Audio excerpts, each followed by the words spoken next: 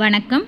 நம்ம 2025 டிஎன்பிஎஸ்சியில் கேட்ட யூனிட் 6 அந்த டாப்பிக்கில் இருக்கிற எல்லா கொஸ்டின்ஸையும் நம்ம ஒன் பை ஒன்னாக டிஸ்கஸ் பண்ணிட்டு வந்துட்டுருக்கோம். ஏற்கனவே 2 பார்ட் வீடியோ போட்டிருக்கோம். இப்போ 3வது பார்ட்டில் மீதி இருக்கிற கொஸ்டின்ஸ் எல்லாத்தையும் நம்ம கண்டினியூ பண்ணுறோம். இதில் திருக்குறள், அதுக்கு கீழே திருக்குறள் சம்மந்தமாக என்னென்ன கேள்விகள் கேட்டிருக்காங்கன்றதை நம்ம ஒன் பை ஒன்னாக டிஸ்கஸ் பண்ணலாம். முதல்ல, திருக்குறள் இயற்றப்பட்ட போது ஆட்சியில் இருந்ததாக கூறப்படும் ஆட்சியாளர்கள் அப்படின்னு கேட்டிருக்காங்க.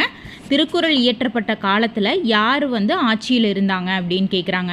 யாருன்னா களப்பிரர்கள். ஏன்னா நம்ம முன்னாடியே பார்த்துருப்போம், திருக்குறள் இயற்றப்பட்ட காலம் சங்கம் மருவிய காலம்னு சொல்லியிருப்பாங்க. அதாவது சங்க காலத்திற்கு அப்புறம். அப்போ யார் இருந்திருப்பாங்கன்னா களப்பிரர்கள் தான் இருந்திருப்பாங்க. அதனால் ஆப்ஷன் ஏ, களப்பிரர் காலத்தில் இயற்றப்பட்டது திருக்குறள். அடுத்த கேள்வி, வள்ளுவரின் வாக்குப்படி மனித குலத்திற்கு உரிய சிறந்த அணிகலன் எது அப்படின்னு கேட்குறாங்க. இப்போது இந்த மாதிரி இருக்கிற கேள்வியெல்லாம் திருவள்ளுவர் இயற்றிய திருக்குறளை பேஸ் பண்ணி கொஸ்டின்ஸ் வந்திருக்கு. இந்த மாதிரி திருக்குறளை பேஸ் பண்ணி வந்திருக்கிற எல்லா கொஸ்டினுக்கும் அது எந்த அதிகாரத்திலேருந்து வந்திருக்கு, என்ன குறள் அப்படிங்கிறத நான் விளக்கமாக சொல்லிவிட்டு அதுக்கப்புறம் இந்த கொஸ்டின்ஸ் போடுற மாதிரி நம்ம பார்க்கலாம். வள்ளுவரின் வாக்குப்படி மனித குலத்திற்குரிய சிறந்த அணிகலன் எது அப்படின்னா இது எந்த அதிகாரத்திலேருந்து கேட்டிருக்காங்க அப்படின்னு பார்த்தோம்னா இன்சொல் அப்படிங்கிற அதிகாரத்திலேருந்து கேட்டிருக்காங்க. எந்த குறள் அப்படின்னு பார்த்தா இன்சொல் இல்லை, இது எந்த அதிகாரம் அப்படின்னு பார்த்தோம்னா இனியவை கூறல். இனியவை கூறல் அந்த அதிகாரத்திலேருந்து கேட்டிருக்கிறாங்க. என்ன குறள் அப்படின்னா, பணிவுடையான் இன்சொல்லன் ஆதல் ஒருவருக்கு அணியல்ல மற்று பிற அப்படின்னு சொல்லியிருக்காங்க. அதாவது அந்த குறளோட விளக்கம் என்ன அப்படின்னா, உண்மையான அணிகலன் அப்படிங்கிறது என்னென்னா நகை பொருள் அதெல்லாம் கிடையாது, பணிவும் இன்சொல்லும் மட்டும்தான் உண்மையான அணிகலன் அப்படின்னு வள்ளுவர் சொல்லியிருக்கிறாரு. அப்போது வள்ளுவரின் வாக்குப்படி மனித குலத்திற்கு உரிய சிறந்த அணிகலன் எது அப்படின்னா இன்சொல். இங்கே கொடுத்துருக்கிற ஆப்ஷன் இன்சொல்லும் பணிவும் குறளில் இருக்குது. இங்கே கொடுத்துருக்கிற ஆப்ஷன் இன்சொல். இனிமையான சொற்கள், நம்ம மற்றவங்க கிட்ட பேசக்கூட இனிமையான சொற்கள் தான் சிறந்த அணிகலன். நம்ம சேர்க்குற நகையோ பொருளோ கிடையாது அப்படிங்கிறது தான் அந்த குறளில் சொல்லியிருப்பார். அடுத்த கேள்வி, பயனில் சொல் பாராட்டுவானை வள்ளுவர் எவ்வாறு அழைக்கிறார்?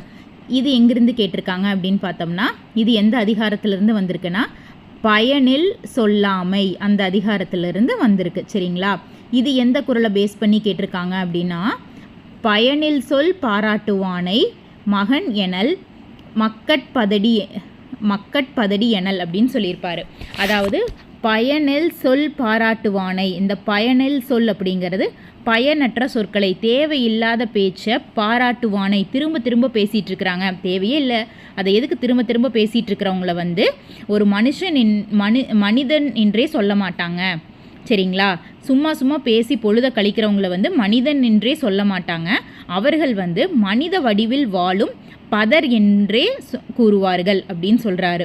பதர் அப்படிங்கிறது என்னென்னா, அதாவது நெல் இல்லாத வெறும் உமி மட்டும். அந்த உமியால் எந்த பிரயோஜனமும் இல்லை இல்லையா? நெல் இருந்தால் தான் நம்ம சாப்பிட முடியும். அப்போது அந்த மாதிரி எந்த பிரயோஜனமும் கிடையாது அவங்களால அப்படின்னு சொல்லியிருக்காங்க. அப்போது பயனில் சொல் பாராட்டுவானை வள்ளுவர் எதோட கம்பேர் பண்ணுறாரு அப்படின்னா தேவையில்லாத சும்மா பேசிட்டு பொழுத கழிக்கிறவங்கள என்ன சொல்கிறாரு அப்படின்னா மக்கட்பதடி, அதாவது உமி மட்டும் கொண்ட நெல்லில் உமி மட்டும் அப்படிங்கிறது தான் மக்கட்பதடி அப்படின்னா பதர் அப்படின்னு சொல்கிறாரு. இது குறளில் மக்கட்பதடின்னு தான் வரும், அதை தான் கொடுத்துருக்குறாங்க. பயனில் சொல் பாராட்டுவானை மகனெனல் மக்கட்பதடி எனல் அப்படின்னு சொல்லுவாங்க. மனிதன் தேவையில்லாமல் பேசுகிறவங்கள மனிதன்னு சொல்ல மாட்டாங்க, அவங்கள மக்கட்பதடின்னு தான் சொல்லுவாங்க. அடுத்த கேள்வி,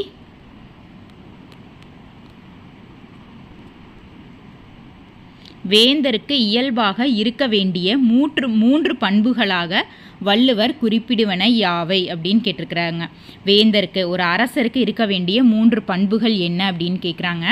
ஆக்சுவலாக இது இங்கே எல்லா ஆப்ஷன்லேயும் பார்த்தீங்கன்னா 4 கொடுத்துருப்பாங்க, 4 பண்புகள் கொடுத்துருக்குறாங்க. இங்கே கொஸ்டினில் 3 பண்புன்னு கேட்டிருக்கிறாங்க. ஆக்சுவலாக இங்கே 4 பண்புன்னு தான் கேட்டிருக்கணும், ஆனால் 3 பண்புன்னு கேட்டிருக்கிறாங்க. சரிங்களா? இப்போ குறள் அதுக்கான அதிகாரம் பார்த்தோம்னா இறைமாட்சி. என்ன குறள் அப்படின்னு பார்த்தோம்னா அஞ்சாமை ஈகை அறிவு ஊக்கம் இந்நான்கும் எஞ்சாமை வேந்தற்கு கூற்று அப்படின்னு சொல்லியிருப்பார் ஒரு குறளில். அதாவது அரசருடைய பண்புகளாக அவர் என்ன சொல்லியிருப்பாருன்னா, அஞ்சாமை, எதுக்கும் பயப்படாத துணிவு, ஈகை, மற்றவர்களுக்கு வழங்கும் குடைத்தன்மை, அடுத்தது அறிவு, நன்மை தீமையை பகுத்தறிகிற அறிவு, ஊக்கம், எதற்கும் தளராத மன வலிமையும் விடாமுயற்சியும். இந்த 4 குணமும் அஞ்சாமை, ஈகை, அறிவு, ஊக்கம், இது எல்லாமே இந்த 4 பண்புமே ஒரு அரசருக்கு ரொம்ப ரொம்ப முக்கியம் அப்படின்னு சொல்லியிருப்பார். அப்போது அந்த குறளை வச்சு பார்க்கும்போது ஆப்ஷன் பி, அச்சமின்மை, கொடை, அறிவு, உள்ளத்தின் ஊக்கம், இது எல்லாமே அரசருக்கு இருக்க வேண்டிய பண்புகளாக வள்ளுவர் கூறுகிறார். அடுத்த கேள்வி, திருக்குறளை திருவள்ளுவ பயன் என்று குறிப்பிட்டவர் யாருன்னு கேட்குறாங்க. இது டைரக்ட் கொஸ்டின் தான். திருவள்ளுவ பயன் அப்படின்னு குறிப்பிட்டவர் நச்சினார்க்கினியர். அடுத்த கேள்வி, அறியாமை அகன்று நலம் தோன்றும் எப்போது அப்படின்னு கேட்குறாங்க. இதுவும் ஒரு குறளை பேஸ் பண்ணி தான் கேட்டிருப்பாங்க. அதாவது என்ன அதிகாரத்திலிருந்து வந்திருக்கும் அப்படின்னு பார்த்தோம்னா, மெய்யுணர்தல் அந்த அதிகாரத்திலிருந்து வந்திருக்கும். மெய்யுணர்தல் அதிகாரத்திலிருந்து கேட்டிருப்பாங்க. என்ன குறள் அப்படின்னு பார்த்தோம்னா, இருள் நீக்கி இன்பம் பயக்கும் மருள் நீக்கி மாசரு காட்சி அவருக்கு அப்படின்னு அர்த்தம். அதாவது இருள் நீக்கி இன்பம் பயக்கும் அப்படின்னா அறியாமையெல்லாம் விலகி இன்பம் வரும். எப்போ அப்படின்னா மருள் நீக்கி மாசரு காட்சி அவருக்கு. அதாவது மனிதன் மயக்கம் அல்லது அறியாமையை நீக்கி மாசில்லாத உண்மையை தெளிவாக உணரும்போது நல்ல இன்பம் வரும் அப்படின்னு சொல்கிறாங்க. அதாவது அறியாமை அகன்று நலம் தோன்றும் எப்போது அப்படின்னா மனசில் இருக்கக்கூடிய மயக்கம் எல்லாம் தெளிந்து மாசற்ற உண்மையை உணரும்போது அவருக்கு நலம் வரும் அப்படின்னு சொல்கிறாரு வள்ளுவர். சரிங்களா? அதாவது என்னென்னா, நம்ம மனசளவில் தூய்மையான உண்மையை எப்போ உணர்கிறோமோ அப்போ நமக்கு மயக்கமெல்லாம் தெரிஞ்சு நமக்கு அறியாமையெல்லாம் நீங்கி இன்பம் வரும் அப்படின்னு சொல்கிறாங்க. அடுத்த கேள்வி, சான்றாண்மை என்னும் மண்டபத்தை தாங்கும் தூண்கள் எவை என்பதை தெரிவு செய்க. இங்கே 4 ஆப்ஷன் கொடுத்துருக்குறாங்க. இதில் எது சான்றாமை என்பதை தாங்கும் தூண்கள் அப்படின்னு கேட்குறாங்க. அப்போ இது வந்திருக்கிற அதிகாரம் சான்றாண்மை அதிகாரத்திலேருந்து வந்திருக்குது. இதனோட குறள் என்ன அப்படின்னு பார்த்தோம்னா, அன்பு, நான், ஒப்புரவு, கண்ணோட்டம், வாய்மையோடு 5 சால்பு ஊன்றிய தூண். சான்றாமையை ஊன்ற தூண் மொத்தமாக 5.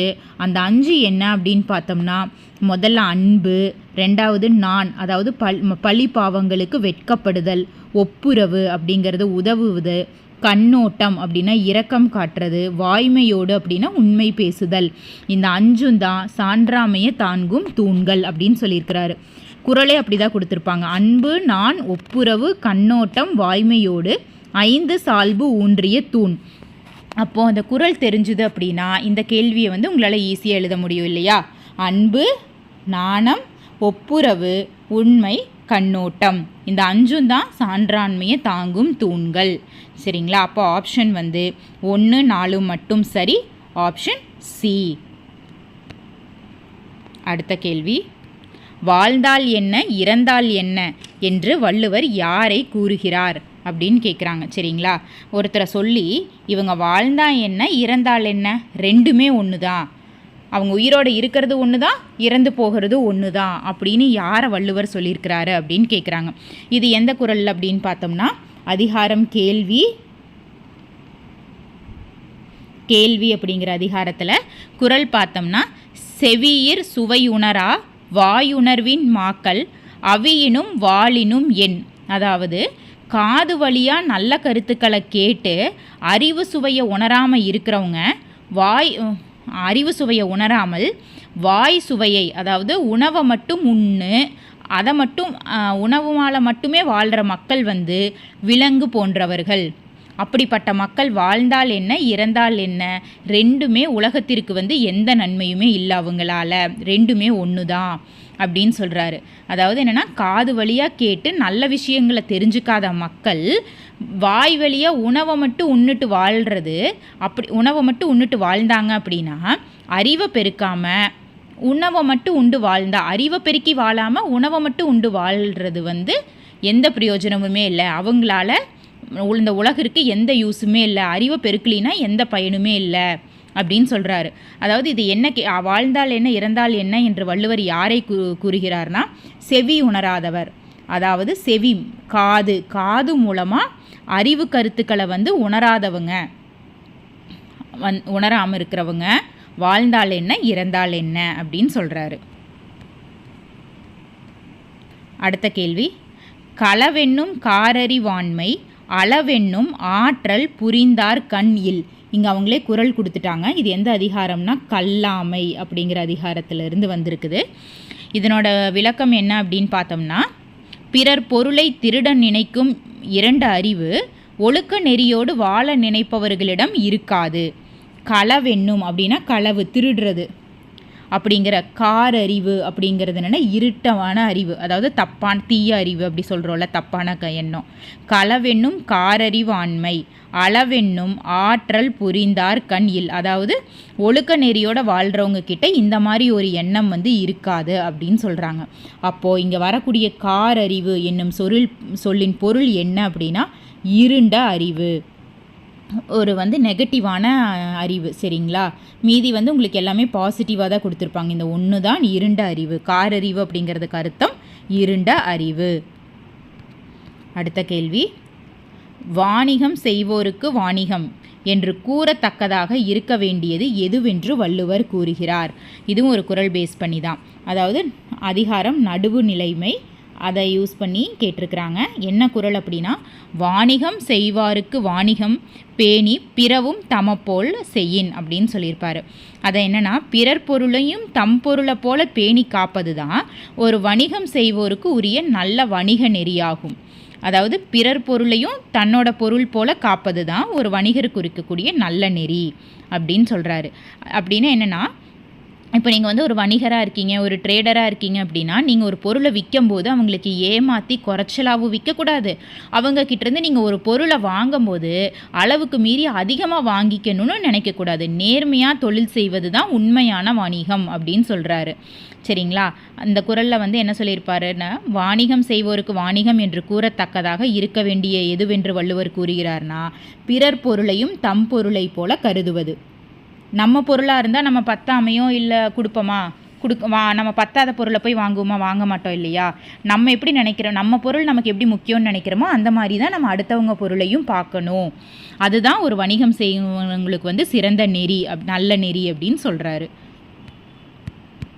அடுத்த கேள்வி, நண்பர்களை அளந்தறியும் கோல் எதுவென்று வள்ளுவர் கூறுகிறார். நம்ம கூட இருக்கிற நண்பர்களில் வந்து அளந்து அவங்க வந்து நமக்கு நல்ல நண்பர்களாக தான் இருக்கிறாங்களா அப்படின்னு தெரிஞ்சுக்கிறதுக்கான கோல் எதுன்னு வள்ளுவர் கேட்குறாரு. சரிங்களா? இது வந்து எந்த அதிகாரத்துலேருந்து வந்திருக்குன்னா நட்பு அந்த அதிகாரத்திலிருந்து வந்திருக்கு. குறள் அப்படின்னு பார்த்தோம்னா, கேட்டினும் உண்டோர் உறுதி கிளைஞரை நீட்டி அளப்பதோர் கோல்.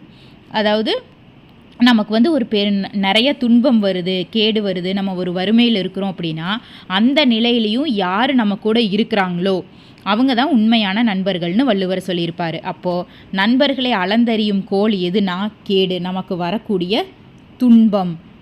நமக்கு வரக்கூடிய துன்பத்தை வச்சு தான் நம்ம கூட இருக்கிறவங்க நண்பர்கள் வந்து நல்ல நண்பர்களாக இல்லையான்னு நம்மளால் தெரிஞ்சுக்க முடியும். கேடு, அதுதான் ஆப்ஷன் சி. அடுத்த கேள்வி, தவறான ஆலோசனை கூறும் மந்திரி எத்தனை பகைவருக்கு இணையானவர் என்று வள்ளுவர் கூறுகிறார். இது வந்து அதிகாரம் வந்து அமைச்சு அப்படிங்கிற அதிகாரத்திலிருந்து வந்திருக்கு. குறள் பார்த்தோம்னா, பழுதென்னும் மந்திரியின் பக்கத்துள் தெவ்வோர் 70 கோடி ஊரும் அப்படின்னு சொல்லியிருப்பாங்க.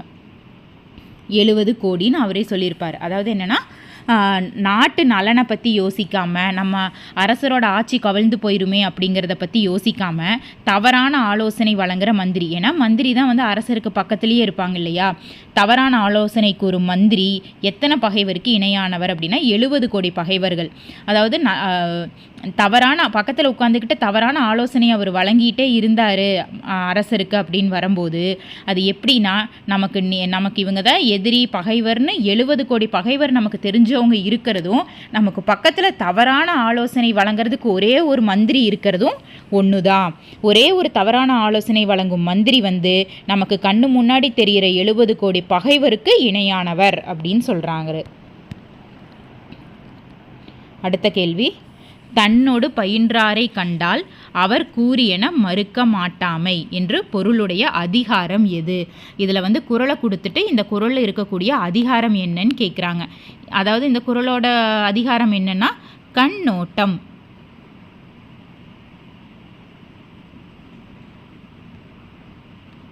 சரிங்களா?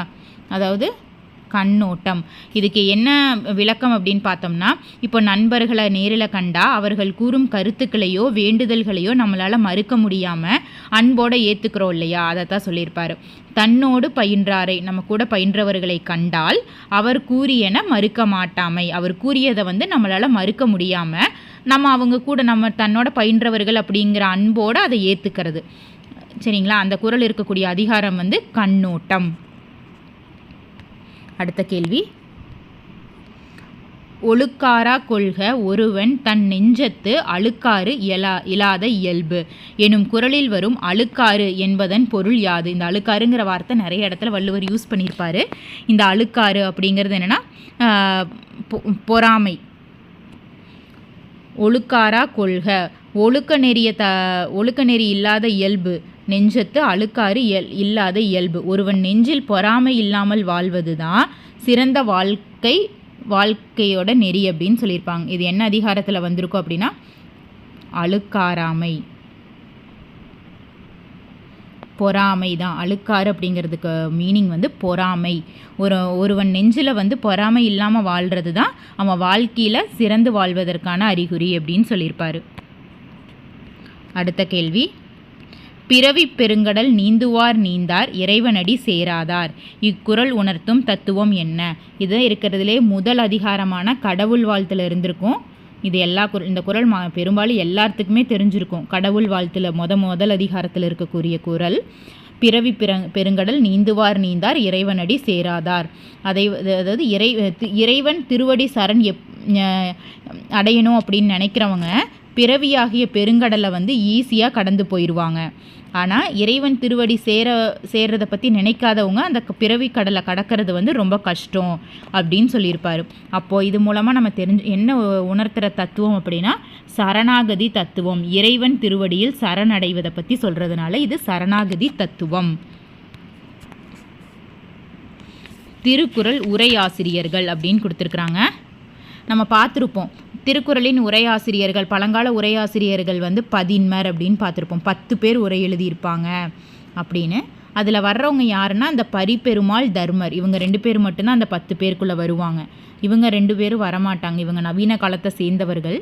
அதனால் இதுக்கு ஆப்ஷன் வந்து 1, 2 மட்டும் நம்ம வச்சுக்கலாம். இதில் உங்களுக்கு வேறு என்ன தெரிஞ்சுக்கலாம் அப்படின்னு பார்த்தோம்னா 10 பேருன்னு பார்த்துருக்குறோம் இல்லையா. இதில் முதல்ல உரை எழுதியவர் யார் அப்படின்னு கேட்கலாம். அது வந்து மணக்குடவர் உரை தான் முதல் உரை. இதில் ரொம்ப சிறந்த உரை எதுன்னு கேட்கலாம். சிறந்த உரை அப்படின்னு பார்த்தோம்னா அது வந்து பரிமேல் அழகர் உரை. இதெல்லாம் உங்களுக்கு கேள்வியாக வரலாம், அதெல்லாம் பார்த்து வச்சுக்கோங்க. முதல் உரை மணிக்குடவர், சிறந்த உரை பரிமேல் அழகர். அந்த பதின்மர் யார் 10 பேர் அப்படிங்கிற பேரை வந்து ஒருக்கா வாசித்து வச்சுக்கோங்க. அடுத்தது கூற்று, உருப்பசியும் ஓவாப்பினியும் செருப்பகையும் சேரா இயல்வது நாடு. காரணம், நாட்டை வாழ்த்துவதையும் நாட்டு மக்களின் மேம்பாட்டையும் விரும்புவதையும் புலவர்கள் தலையாய கடமையாக கருதுகின்றனர். தன் நாடு மட்டுமின்றி எந்நாடும் சிறப்புற்றிருக்க விரும்புகின்றனர். எல்லாமே சரிதான். இந்த குறளில் அந்த ஃபஸ்ட்டு குறள் கொடுத்துருக்குறாங்க இல்லையா, உருப்பசியும் ஓவாப்பினியும் செருப்பகையும் சேராதியல்வது நாடு. உருப்பசி அப்படிங்கிறது என்னென்னா தீராத பசி, மிகுந்த பசி. ஓவாப்பினி அப்படிங்கிறது தீராத நோய். செருப்பகை அப்படின்னா அழிவை கொடுக்கக்கூடிய பகை. இது எல்லாமே சேராமல் இருக்கக்கூடியது தான் ஒரு சிறந்த நாடு. பசியும் நோயும் பகையும் இல்லாமல் இருக்கிறது தான் ஒரு நல்ல நாட்டுக்கான இலக்கணம் அப்படின்னு சொல்லியிருப்பாங்க. அடுத்தது அதுக்கு கொடுத்துருக்கிற காரணம் வந்து புலவர்கள் வந்து பொதுநலம் மற்றும் கடமையை பற்றி மட்டும்தான் கூறுது. புலவர்களோட கடமை வந்து என்ன? மக்கள் மேம்பாடு, நாட்டை வாழ்த்துறது, இது எல்லாமே புலவர்களோட கடமையாக அவங்க சொல்லியிருக்கிறாங்க. அதுவும் சரியாக தான் இருக்குது, சரிங்களா. ஆனால் காரணம் காரணம் அப்படின்னு பார்க்கும்போது காரணம் கூட்டுற விளக்கு தானே இல்லை. ஏன்னா முதல்ல கூற்றில் இருக்கிறது வந்து ஒரு நாட்டோட இலக்கணம், ஒரு சிறந்த நாடு எப்படி இருக்கணுங்கிறது. காரணத்தில் இருக்கிறது வந்து புலவர்களை பற்றி சொல்லியிருக்காங்க. இப்போ புலவர்கள் வந்து நாட்டை வாழ்த்துறதுனால மட்டும் ஒரு நாடு வந்து பசி நோய் இதெல்லாமே இருக்கும் அப்படின்னு சொல்ல முடியாது இல்லையா. அதனால் காரணம் வந்து சரியாக விளக்கம் இல்லை. Option D. சரியான தொடரை கண்டறிக அப்படின்னு இருக்கு. முதல்ல வெவ்வேறு சமயத்தை சார்ந்தவர்களும் திருக்குறளை போற்றினார் இல்லை அப்படின்னு கொடுத்துருக்குறாங்க. இது பார்த்தனையுமே தெரியும் உங்களுக்கு, தப்பு. ஏன்னா எல்லா சமயத்தை சேர்ந்த அனைவரும் பாராட்டும் வண்ணம் தான் இந்த திருக்குறள் வந்து பொது உடைமை கருத்துக்களோடு இருக்கும். அதனால தான் இதை திருக்குறளை வந்து உலக பொதுமறைனே சொல்லுவாங்க. எல்லாத்துக்கும் பொதுவாக தான் இருக்கும், எந்த ஒரு குறிப்பிட்ட மதத்தை சார்ந்தும் அது இருக்காது. அப்போது வெவ்வேறு சமயத்தை சார்ந்தவர்களும் திருக்குறளை போற்றினார் இல்லை, எல்லாரும் போற்றி இருப்பாங்க. ரெண்டாவது, திருவள்ளுவர் தத்தம் சமயத்தை சார்ந்தவர் என்று சமயங்கள் சான்று காட்டின. சரி, ஒவ்வொரு சமயத்தவரும் வந்து சைவம் வைணவம் பௌத்தம் அப்படிங்க ஒவ்வொருத்தரும் வந்து திருவள்ளுவர் வந்து எங்கள் சமயத்தை சேர்ந்தவர் தான் அப்படின்னு சொல்லிக்கிறாங்க அப்படின்னு சொல்கிறாங்க. அதுவும் சரியாக தான் இருக்குது. அறநெறியில் அழுத்தமான நம்பிக்கை அற்றவர் அப்படின்னு இருக்குது. தப்பு. அறநெறியில் அழுத்தமான நம்பிக்கை உள்ளவர் தான் வள்ளுவர். ஏன்னா அறமே முதன்மையானது அப்படின்னு சொல்லியிருப்பார். மனத்துக்கண் மாசிலனாதல் அனைத்து அரண் ஆகுல நீரப்பிறன் ஒரு குறள் வந்திருக்கும் இல்லைங்களா. அதில் வந்து அறந்தான் முதன்மையானது அப்படின்னு சொல்லியிருப்பார். அதனால் அறநெறியில் அழுத்தமான நம்பிக்கை உள்ளவர் வள்ளுவர். அடுத்தது, உயர்ந்த குறிக்கோள் கொண்டு மனிதன் வாழ வேண்டும் என்றார். அதுவும் சரிதான். சரிங்களா. ஒரு இதைத்தான் வந்து ஊக்கமுடைமை சான்றாண்மை அந்த எல்லா அதிகாரத்திலையும் அவர் சொல்லியிருப்பார். மனிதனுக்கு வந்து உயர்ந்த குறிக்கோள் இருக்கணும் அப்படின்னு சொல்லியிருப்பார். இப்போ இதில் இருக்கிற சரியான தொடர் என்ன அப்படின்னு பார்த்தோம்னா 2, 4 மட்டும். Option C. அடுத்த கேள்வி, வரிசைப்படுத்துக. வாழ்க்கை துணை நலம் அன்புடைமை இல்வாழ்க்கை புதல்வரை பெறுதல். இதை வந்து வரிசைப்படுத்த சொல்கிறாங்க. இது எல்லாமே அதிகாரத்தோட பேர். இந்த அதிகாரத்தை வந்து வரிசைப்படுத்த சொல்லியிருக்கிறாங்களா. இப்போ நம்ம பார்த்தோம்னா உங்களுக்கு முப்பால் அப்படின்னு சொல்லியிருப்பாங்க இல்லையா. அறத்துப்பால் பொருட்பால் இன்பத்துப்பால் அப்படின்னு சொல்லியிருப்பாங்க. இப்போது இந்த அறத்துப்பால் இருக்கு இல்லையா, இந்த அறத்துப்பாலுக்கு கீழே உங்களுக்கு வரக்கூடிய ஒன்று தான் இல்லறவியல். அந்த இல்லறவியலில் மொத்தமாக 20 அதிகாரம் இருக்கும். 20 அதிகாரம் இருக்கும். அந்த 20 அதிகாரத்தை தான் இங்கே அதில் இருக்கிற ஒரு 4 தான் இங்கே கொடுத்து அதை வரிசையாக நம்மளை வரிசைப்படுத்த சொல்லியிருக்கிறாங்க. அறத்துப்பால் பொருட்பால் இன்பத்துப்பால்னு 3 பால்களாக பிரியுது. அந்த அறத்துப்பாலில் 4 இயல்கள் இருக்குது. சரிங்களா. அதாவது என்னென்ன இயல்னா பாயிரவியல் இல்லறவியல் துறவரவியல் ஊழியல் அப்படின்னு 4 இருக்கும். அந்த 4 இயலில் 2வது இயலான இல்லறவியல் இருக்கக்கூடிய 20 அதிகாரங்களில் 4 அதிகாரத்தை குறித்து அதை வரிசைப்படுத்த சொல்லியிருக்கிறாங்க. முதல்ல வந்து இருக்கிறது என்னென்னா, அப்போ இந்த 4ஓட அதிகார நம்பர் பார்க்கலாமா முதல்ல. இப்போது வாழ்க்கை துணை நலம் அப்படிங்கிறது அதிகாரம் 6, அன்புடைமை அப்படிங்கிறது அதிகாரம் 8, இல்வாழ்க்கை அப்படிங்கிறது அதிகாரம் 5, புதல்வரை பெறுதல் அப்படிங்கிறது அதிகாரம் 7. அப்போ இதை வரிசைப்படுத்தணும் அப்படின்னா முதல்ல வர்றது 3, ரெண்டாவது வந்து 1, அடுத்தது வந்து 4, 2, 3, 1, 4, 2. Option A. பின் வருவனவற்றுள் எந்த குறள் செய்நன்றி அறிதல் அதிகாரத்தை சார்ந்தது? நாம் செய்த நன்றியை மறக்கக்கூடாது அப்படின்னு சொல்கிற அதிகாரத்தை சார்ந்தது எது அப்படின்னு கேட்குறாங்க. சரிங்களா. முதல்ல ஒருமையுள் ஆமை போல் 5 அடக்கல் ஆற்றின் எழுமையும் ஏமா புடைத்த அப்படின்னு சொல்லியிருக்கிறாங்க. இதில் வந்து நம்ம வந்து ஒருவர் வந்து ஆமை மாதிரி நம்மளோட ஐம்பொறிகளையும் அடக்கணும் அப்படின்னு சொல்லியிருக்கிறாங்க. அப்போ இது வந்து செய்நன்றி அறிதல் பற்றி கிடையாது. இது வந்து அடக்கமுடைமை அதிகாரத்தை சார்ந்தது. தகுதி என ஒன்று நன்றே பகுதியால் பார்ப்பட்டு ஒழுகப்பெறின். சரிங்களா. அப்போது இது வந்து நடுவு நிலைமை அதிகாரத்தை சேர்ந்தது. எல்லார்த்தையும் ஒரே மாதிரி பழகணும், யாருக்கிட்டையும் வித்தியாசம் பார்க்கக்கூடாதுன்னு சொல்லியிருக்குது. நடுவு நிலைமை அந்த அதிகாரத்தை சேர்ந்தது 2வது. 3வது மறவர்க்க மாசற்றார் கேண்மை துறவர்க்க துன்பத்துள் துப்பாயார் நட்பு. இதுதான் என்னதுன்னா செய்நன்றி அறிதல். அதாவது யாரோட எந்த ஒரு துன்பத்திலையும் நம்ம வந்து ஒருத்தர் செய்த நன்றியை வந்து மறக்கக்கூடாது. அப்போது செய்நன்றி அறிதல் அப்படிங்கிற அதிகாரத்தில் வரக்கூடிய குறள் வந்து 3வது மட்டும்தான், ஆப்ஷன் பி.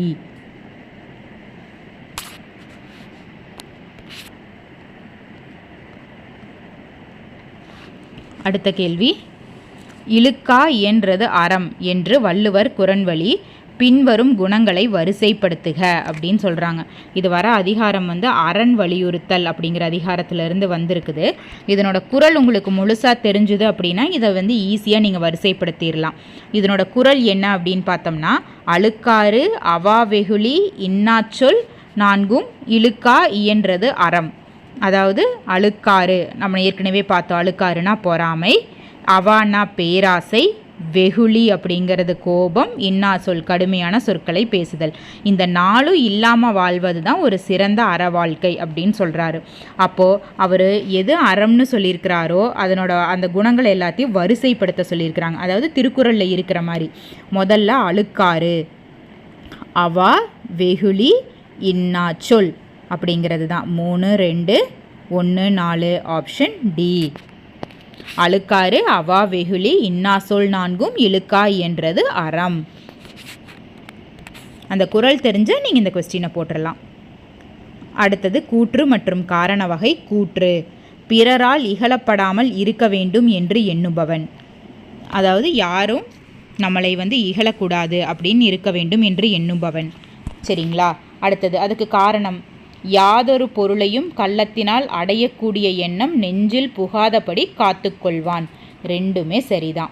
ஒருத்தர் நம்மளை இகழக்கூடாதுன்னு நினைக்கிறவங்க யாரோட பொருளையும் வந்து கள்ளத்தால், அதாவது தப்பான வழியில் அடையணும் அப்படின்னு நெஞ்சளவில் கூட நினைக்க மாட்டாங்க.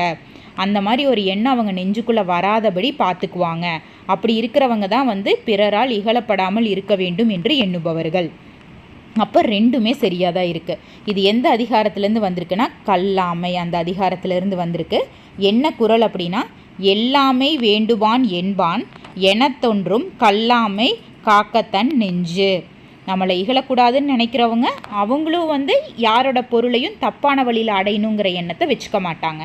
அப்போ ரெண்டுமே சரி. ஆப்ஷன் ஏ கூற்று காரணம் சரி. கூற்று, தமிழகத்தில் வாழ்ந்த மூவேந்தர்களின் பெருமை ஆட்சி திறம் பற்றி ஒரு சில கருத்துக்களை மட்டுமே வள்ளுவர் தமது குறட்பாக்களில் தந்துள்ளார். இதை பார்த்தனையுமே நீங்கள் தப்புன்னு சொல்லிடலாம். ஏன்னா வள்ளுவர் வந்து பொது உடைமையை பொதுவாக தான் எல்லாத்தையுமே சொல்லியிருப்பாரே தவிர மூவேந்தர்கள் அப்படிங்கிறத பற்றி எதுவுமே சொல்லியிருக்க மாட்டார். மூவேந்தர்கள்னு இல்லை, யார் ஒருத்தரையுமே குறிப்பிட்டு அவங்களோட ஆட்சி இப்படி இருந்தது அப்படி இருந்ததுன்னு எந்த ஒரு கருத்தையுமே அவர் சொல்லியிருக்க மாட்டார். ஒரு சில கருத்துக்கள் மட்டுமே கொடுத்துருக்குறாங்க. அவர் எந்த கருத்துக்களுமே சொல்லியிருக்க மாட்டார். அப்போது கூற்று வந்து தப்பு. காரணம், மன்னர்களின் ஆட்சித்திறம் பற்றிய கருத்துக்களை கூற வேண்டும் என்று கருதினார். அது சரிதான். ஒரு மன்னரோட ஆட்சி எப்படி இருக்கணும், ஒரு அரசர் எப்படி இருக்கணும், ஒரு அரசு எப்படி இருக்கணும், அந்த கருத்துக்கள் எல்லாத்தையுமே அவர் கூறியிருப்பார். அது சரிதான். ஆனால் கூற்று வந்து தப்பு. கூற்று தவறு, ஆனால் காரணம் சரி. Option D. அடுத்த கேள்வி, திருக்குறளில் அமைந்துள்ள துறவரவியல் அதிகாரத்தின் எண்ணை குறிப்பிடுக. ஆக்சுவலாக இதில் வந்து டிரான்ஸ்லேஷனில் ஒரு சின்ன மிஸ்டேக்கு. எண்ணிக்கைன்னு கொடுத்துருக்கணும், எண்ணெய்னு சொல்லக்கூடாது, எண்ணிக்கைன்னு கொடுத்துருந்தா தான் இதுக்கு ஆப்ஷன் வந்து சரியாக இருந்திருக்கும் ஆக்சுவலாக. சரிங்களா? அப்போ தான் வந்து இவங்க கொடுத்துருக்கிற ஆப்ஷன் வந்து சரியாக வரும். ஏன்னா இப்போ துறவரவியல் நம்ம முன்னாடியே பார்த்தோம்ல, முப்பால்னு பிரியும். திருக்குறளில் இருக்கிற 133 அதிகாரத்தை வந்து நம்ம 3 பால்களாக பிரிக்கலாம். முப்பால், அறத்துப்பால், பொருட்பால், இன்பத்துப்பால்னு பிரிக்கலாம். அந்த அறத்துப்பாலுக்குள்ளே 4 இயல் வருது. 1 அதாவது பாயிரவியல், இல்லறவியல், துறவரவியல், ஊழியல் அப்படின்னு 4 வருது. அப்போது முதல்ல வரக்கூடியது தான் இந்த அறத்துப்பால். அந்த அறத்துப்பாலில் இருக்கக்கூடிய 4 இயல்கள் இது. இப்போ பாயிரவியலுக்குள்ளே எந்த அதிகாரம் வரும்னா 1லேருந்து 4 வரைக்கும் வரும். இல்லறவியலில் வந்து 5லேருந்து 20 வரைக்கும் வரும். துறவரவியலில் வந்து 25லேருந்து 37 வரைக்கும் வரும். 25. அடுத்தது வந்து ஊழியலில் வந்து 38வது அதிகாரம் வரும். சரிங்களா? அப்போது இந்த துறவரவியலுக்குள்ளே மொத்தமாக இருக்கிறது எத்தனை அப்படின்னு பார்த்தோம்னா 13 அதிகாரங்கள். அப்போ ஆப்ஷன் பி. இதை தான் கேள்வியாக உங்களுக்கு கேட்டிருக்கிறாங்க. சரிங்களா? அறத்துப்பால், பொருட்பால், இன்பத்துப்பால் அப்படிங்கிற ஒவ்வொன்றுக்குள்ளேயும் எத்தனை அதிகாரங்கள் வரும். ரொம்ப டீட்டெயிலாக படிக்க முடியாது. உங்களால் எவ்வளோ ஞாபகம் வச்சுக்க முடியுமோ படிச்சுக்கோங்க. இப்போ துறவரவியல்னு கேட்டால் 13. அதில் இருக்கிற அதிகாரங்களின் எண்ணிக்கை வந்து 13.